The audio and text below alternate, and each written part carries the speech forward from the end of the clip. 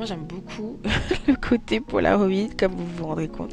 Le côté un peu photo, je trouve que ça fait bien parce que ça fait vraiment, je capture le moment euh, que je partage en fait. Normalement ici aussi je vous ai remis des petites captures d'écran, des mots-clés. Donc le cadre pour l'arrière-plan, square frame. Puis le cadre pour la place pour la photo ici. Là, il faudra taper Pink Rectangle Paper Frame. Et puis après, vous avez le Photo Boost Polaroid Frame ici pour pouvoir placer du coup la ligne de Photo Boost ici. Ensuite,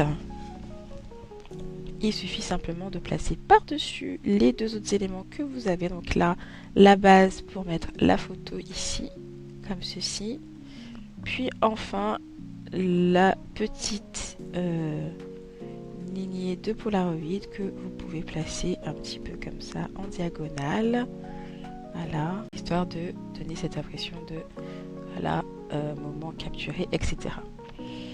Ensuite, bien sûr, donc essayez de ne pas mettre les éléments comme voilà, trop au centre, comme ça au centre, vous savez que ça se concentre pour pouvoir utiliser, pour pouvoir mettre votre texte que vous allez mettre ici. Donc là, ça me fait ça. Et puis après, là, dans le petit Polaroid ici, on peut faire glisser pas mal de photos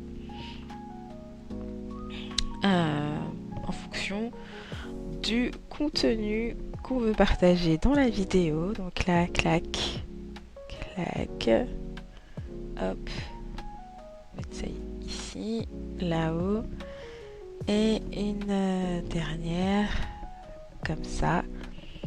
Et voilà, du coup, pour le... Je sais plus auquel modèle on est, troisième, quatrième. Voilà. Et puis après, bien sûr, votre texte. Ici, vous pouvez aussi changer la couleur du texte en fonction de l'arrière-plan. Parce que là, par exemple, le blanc sur le blanc, ça se voit pas très bien. À voir s'il faut grossir le texte, le mettre un petit peu plus par là, etc. Pour pouvoir, du coup, bien ajuster et que votre miniature soit bien visible.